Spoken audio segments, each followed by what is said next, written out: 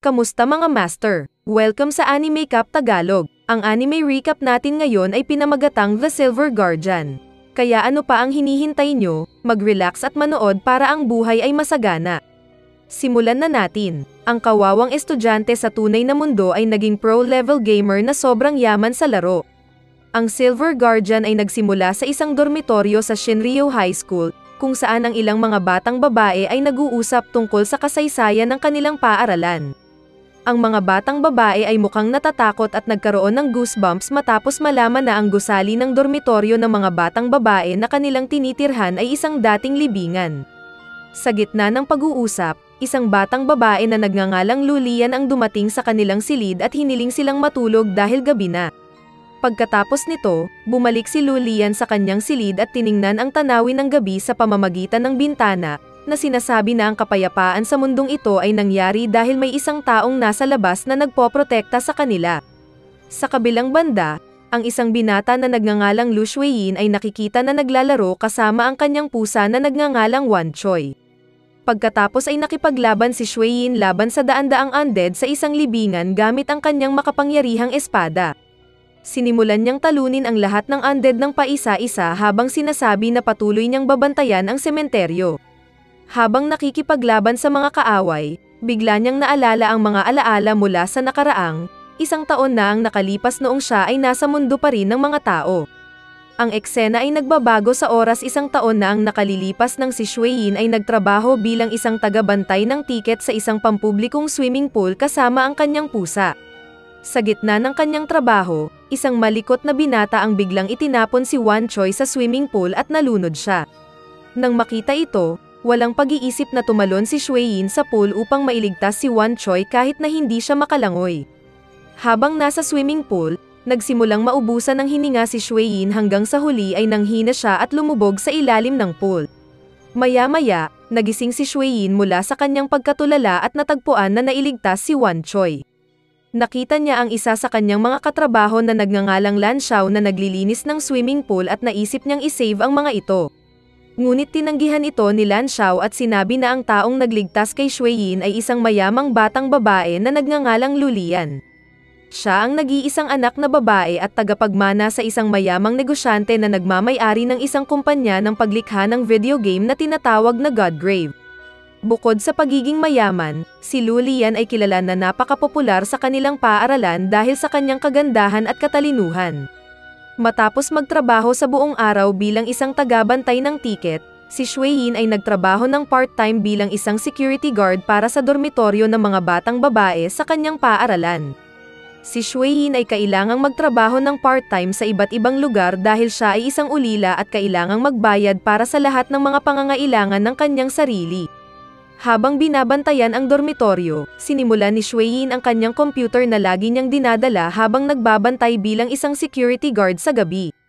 Napakagaling niya sa paglalaro ng mga video game at mahilig maglaro ng isang video game na tinatawag na Dungeon Century. Sa laro ng Dungeon Century, si Shuiyin ay kilala bilang isang mahusay na manlalaban na may napakataas na antas, magagawang talunin ang napakalakas na mga monsters gamit lamang ang mga libreng armas at item. Nang gabing iyon, ang avatar sa video game ni Shuiyin na si Gwyn ay namamahala upang talunin ang isang mataas na antas ng halimaw na dragon. Di nagtagal, narinig niya na ang isang babaeng avatar character ay humihingi ng tulong dahil hinabol siya ng isang halimaw na kabute. Matapos makita ang katapangan ni Gwyn sa pagpatay sa higanting halimaw na kabute, ang babaeng avatar na nagngangalang Ray ay agad na nagpasalamat sa kanya. Ngunit bago pa sila makapag-usap ng higit pa, biglang lumabas ang kapangyarihan ng computer ni Shuiyin at napilitan siyang mag-log out sa laro. Pagkatapos nito, agad na umakyat si Shuiyin sa lamppost upang ikonekta ang kuryente sa kanyang computer. Ngunit biglang binuksan ni Lulian ang bintana at pinag-uusapan ang kadakilaan ng avatar ni Gwyn sa kanyang kasama sa silid. Si Lulian pala ang gumagamit ng karakter ni Ray sa totoong mundo. Nang makita ni Lulian si Shuiyin na umaakyat sa poste ng lampara ay agad siyang nagkamali at naisip na siya ay gumagawa ng kabastusan kaya mabilis niya itong binato ng unan kaya natamba ito. Kinabukasan, si Lulian, na hindi napagtanto na ang gumagamit ng Gwyn ay si Shuiyin, ay nagpadala ng isang kahilingan sa kaibigan kay Gwyn. Simula noon, Ang dalawa ay palaging naglalakbay ng magkasama at nakolekta ng iba't ibang mga item sa larangan ng video game. Matapos maglaro ng magkasama sa loob ng ilang buwan, sinabi ni Lulian sa isang pag-uusap sa video game na nais niyang matugunan ang avatar user na si Gwen sa totoong mundo. Sa pakikinig na si Shuein ay walang sinabi habang nagbubulungan sa kanyang puso na ang isang mahirap na batang tulad niya ay hindi karapat-dapat na maging kaibigan ng isang mayaman at tanyag na batang babae tulad ni Lulian. Sa makatuwid, kahit na si Shuein ay talagang umibig kay Lulian, kailangan niyang masiyahan sa kanilang pagsasama sa video game.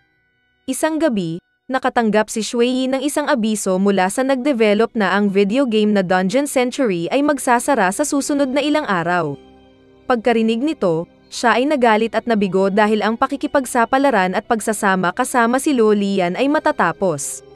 Sa kabilang banda, binigyan siya ng ama ni Lulian ng isang mahiwagang kahon na makakatulong sa kanya kung sakaling may masamang mangyari sa hinaharap.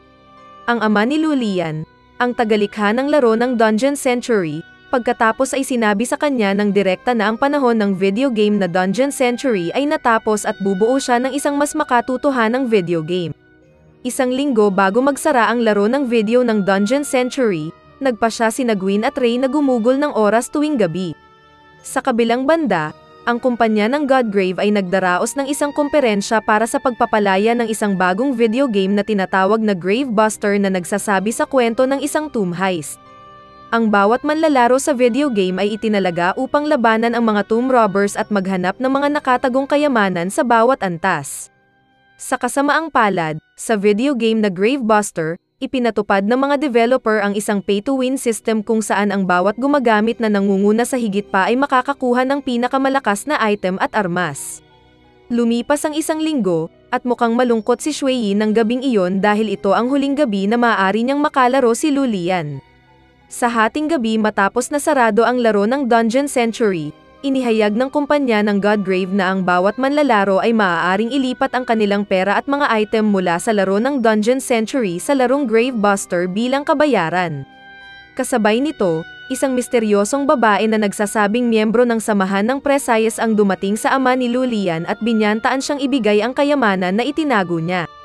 Gayunpaman, dahil iginiit ng tatay ni Lulian na huwag ibunyag ang impormasyon tungkol sa kayamanan, pinatay siya agad ng babae gamit ang baril. Nang gabing iyon, pinasok ni Shuein ang laro ng Dungeon Century sa huling pagkakataon at natagpuan na nagkaroon ng kaguluhan sa loob ng lungsod ng laro. Ang isang pangkat ng mga avatar ay biglang lumitaw at sinunog ang buong lungsod hanggang sa ang mga avatar ng iba pang mga manlalaro ay namatay upang maaari nilang nakawin ang lahat ng mga item at armas ng mga patay na manlalaro. Agad na hinanap ni Shuein ang avatar ni Lulian upang mailigtas siya sa kaguluhan. Matapos mahanap ni Gwen si Ray, natagpuan niya na siya ay namamatay at ang lahat ng kanyang mga item ay ninakaw ng isa pang avatar. Di nagtagal, pilit na hinila si Ray mula sa mga bisig ni Gwen ng isang misteryosong babaeng avatar. Kasabay ng pagkamatay ni Ray, ngayon ang opisyal na video game na Dungeon Century ay opisyal na natapos. Nang sumunod na araw, si Lulian ay pumupunta kay Shuein at sinabi na nalaman niya na ang gumagamit ni Gwen ay siya. Pagkatapos ay pinasalamatan niya siya at hiniling na maglaro ng magkasama sa video game na Gravebuster. Nang narinig ito, naramdaman ni Shuein na tuwang-tuwa at nasasabik na hindi niya sinasadyang ibinaba ang kanyang bisikleta at sinira ito. Nang hapong iyon sa paaralan, si Shuein ay nakatanggap ng impormasyon mula kay Lan Xiao na ang ama ni Lulian ay natagpuang patay dahil siya ay binaril ng isang misteryosong babae. Nag-aalala si Shuein tungkol sa kalagayan ni Lulian at agad na tumakbo upang salubungin siya. Matapos makarating si Shuein sa kanyang dormitoryo, sinabi sa kanya ng kasama sa silid ni Lulian na si Lulian ay kasalukuyang pupunta sa libing na tahanan upang alagaan ang mga dokumento at libing ng kanyang ama. Pagkalipas ng ilang araw, inanyayahan ni Lulian si Shuein na pumunta sa kanyang dorm dahil nais niyang makipag-usap sa kanya tungkol sa isang bagay na mahalaga. Pagkatapos ay nagbigay siya ng isang kahon na dati nang naiwan ng kanyang ama kay Shuein at ipinakita ito sa kanya. Pagbukas ng kahon, natagpuan ni Shuein ang isang espesyal na console para sa paglalaro ng pinakabagong laro ng video game na inilabas ng kumpanya ng Godgrave, ang Gravebuster. Nang hinawakan niya ang screen ng console, automatikong naisaaktibo ang console matapos na makita ang fingerprint DNA at corneas ni Shuein. Pagkatapos ay sinabi ni Lulian kay Shueyin ang nakakagulat na katotohanan na hindi siya talaga biological anak na babae ng kanyang ama. Di nagtagal, maraming mga lalaki ang lumitaw na dumating sa dormitoryo ni Lulian upang salubungin siya. Samantala, nakatanggap ng isang abiso si Shueyin na ang pera mula sa kanyang account sa video game ay umabot sa 10 bilyong yen. Pagkatapos nito, nakatanggap siya ng isang pag-record ng boses mula sa ama ni Lulian na nagsasabi na ang kanyang tunay na anak na lalaki ay si Shueyin. Nagulat sa katotohanang iyon, biglang narinig ni Shueyin ang mga hiyawan ni Lulian na malapit nang makidnap ng mga kalalakihan na nais mangolekta ng mga utang mula sa kanyang ama. Sinubukan ng paiyak na si Shueyin na pigilan ang dalawang lalaki na ilayo si Lulian at kumbinsihin sila na susubukan niyang bayaran ang lahat ng mga utang ng ama ni Lulian.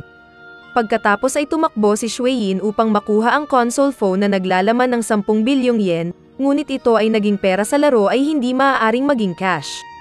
Si Shueyin ay nabigo at hindi magagawa ang marami nang makita niya si Lulian na pilit na inalis ng dalawang mahiwagang lalaki.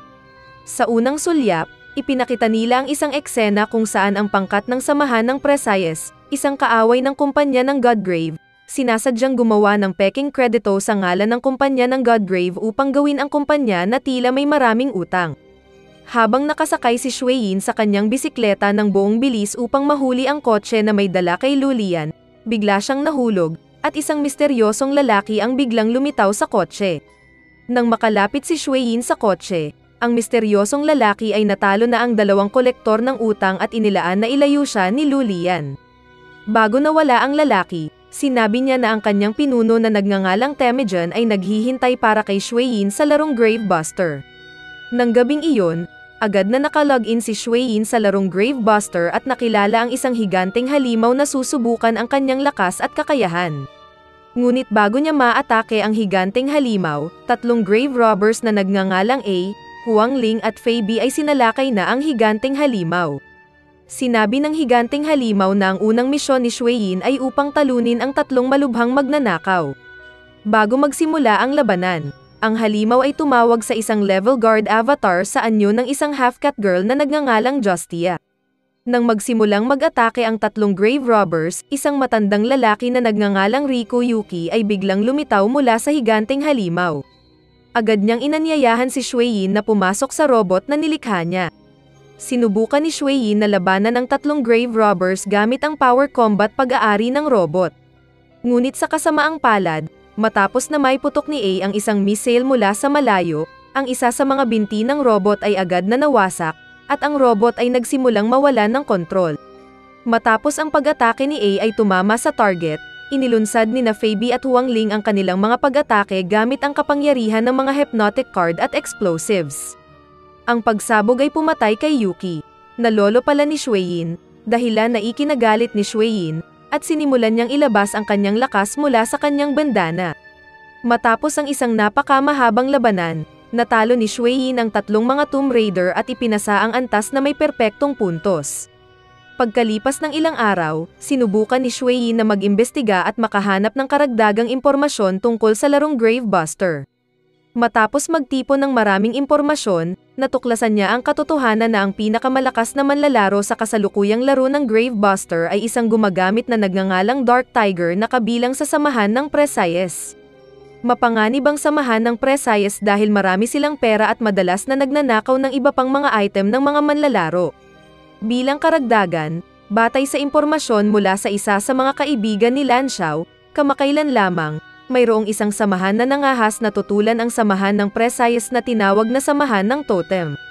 Ang samahan ay pinamunuan ng isang lalaki na nagngangalang Temujin. Pagkarinig nito, nag-alala si Shueyin tungkol sa kalagayan ni Lulian dahil kasama niya si Temujin. Sa kabilang banda, ang grupo ni A, Fei Bi at Huang Ling, na pinamumunuan ng isang lalaki na nagngangalang Ryuzaburo ay nagtrap sa 3 manlalaro at nagbabalak na magnanakaw ng kanilang mga item. Matapos nilang manako ang lahat ng mga sandata at mga item mula sa mga manlalaro na kanilang mga biktima, ipinagdiwang nila ang kanilang tagumpay sa isang bar. Kasabay nito, sa pagtatago ng samahan ng Totem, nasisiyahan si Temujin na nagtagumpay siya sa paglikha ng isang espesyal na console para kay Lulian. Nakakakita ng espesyal na paggamot na ibinigay ni Temujin kay Lulian, Isa sa mga subordinate ni Temujin na nagngangalang Koshiriko ay nagulat at nagseselos. Pagkatapos ay sumagot si Temujin ng maikli na tutulungan ni Lulian ang samahan ng totem upang makamit ang malaking layunin na pinangarap nila sa lahat. Samantala, ang samahan ni Ryuza ay nagpatuloy sa pagtrap ng mga manlalaro at nagsasagawa ng mga pagnanakaw hanggang sa nakakolekta ng pera sa laro na 50 milyong yen. Sa kanilang pagnanakaw, isang babaeng nagngangalang Collector ang dumating at iniligtas ang isang manlalaro na halos naging biktima ng kanilang pagnanakaw. Mabilis na nakulong ng babae sina A, Fabi at Huang Ling sa isang barrier upang madali niyang talunin si Ryuza. Nang makita ito, mabilis na lumapit si Ryuza kay Collector at sinaksak siya mula sa likuran. Ngunit kakaiba, ang kanyang espada ay hindi pumatay kay Collector dahil ang pera ni Collector ay higit pa kaysa kay Ryuza. Ang espada na pag-aari ni Ryuza ay maaari lamang pumatay at magnanakaw ng mga manlalaro na may mas kaunting pera kaysa sa pera ni Ryuza, habang ang pera ni Collector ay mas malaki kaysa sa Ryuza. Madaling natalo ni Collector si Ryuza matapos niyang tumakbo sa kanyang katawan gamit ang isang higanteng gintong bar. Bago umalis si Collector, pinalaya niya sina A, Fabi at Huang Ling mula sa pagkakulong habang sinasabi na ipagpapatuloy niya ang pangangaso sa mga grave robbers na nagnanakaw ng iba pang mga item ng mga manlalaro. Ang eksena ay nagbago sa isang lugar ng labanan sa larong Grave Buster. Sinubukan ng isang batang lalaki na nagngangalang Takeshi na mag-sneak sa arena dahil wala siyang pera na ipang babayad para sa pagpaparehistro. Habang umaakyat si Takeshi sa mga dingding ng arena ng labanan, biglang lumitaw si Shuein kasama ang Twin Star at tinulungan siyang makapasok sa arena ng labanan. Ipinaliwanag ni Shuein na ang kanyang layunin sa pagpunta sa the venue ay upang matugunan si Lao Long o ang matchmaker na kasalukuyang nag-ho-host ng kaganapan sa arena. Matapos makapasok sina Shuein at Takeshi sa gitna ng arena, biglang nagbago si Takeshi sa kasuotan at buong sandata bilang isang palatandaan na handa siyang labanan ang mga Vikings. Pagkatapos ay sinabi niya kay Shuein na lalaban siya upang manalo sa laban na ito dahil ang premyong pera na 10 yen na natanggap mula sa laban na ito ay maaaring ma-convert sa cash.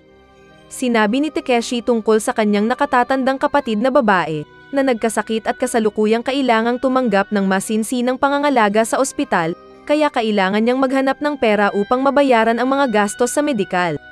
Nang magsimula ang labanan, agad na pinahit ni Takeshi ang photo album na dala niya sa isang sandata.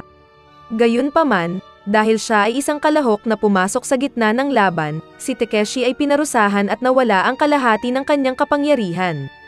Bilang isang resulta, ang ilang mga alaala kasama ang kanyang nakatatandang kapatid na babae sa photo album ay mawawala. Nang makita ito, agad na pinigilan ni Shuein si Takeshi, ipinangako na mananalo siya sa laban, at ibibigay ang lahat ng premyong pera sa kanya. Nang magsimula ang tugma sa pagitan ni Shuein at ng Vikings, binasa ni Lao Long ang profile ni Shuein na isang baguhan na manlalaro na may mababang antas ng lakas. Agad na inisyo ni Viking ang kanyang unang pag-atake sa pamamagitan ng paggawa sa braso ni Shuein na isang bukol ng kristal. Nang mag-issue ang Vikings ng pangalawang pag-atake, agad na pinrotektahan ng Twin Star si Shuein at hinarang ang mga pag-atake ng Vikings. Nang mapagtanto ng madla na ang bantay na babae ni Shuein ay isang mataas na antas ng humanoid, nagtaka sila at nagtaka kung sino talaga si Shuein. Sa huli, nanalo si Shuein sa tugma dahil ang Twin Star ay naging isang dalawang ulo na dragon na maaaring pumatay ng mga Vikings ng madalian. Sa wakas ay napanalunan ni Shuein at Takeshi ang premyo na kanilang inaasam at masaya si Shuein matapos na manalo sa laban. Ang moral na matututunan mula sa anime na ito ay maging mas masigasig sa paglalaro ng mga video game upang matugunan natin ang ating mga kaluluwa sa totoong mundo.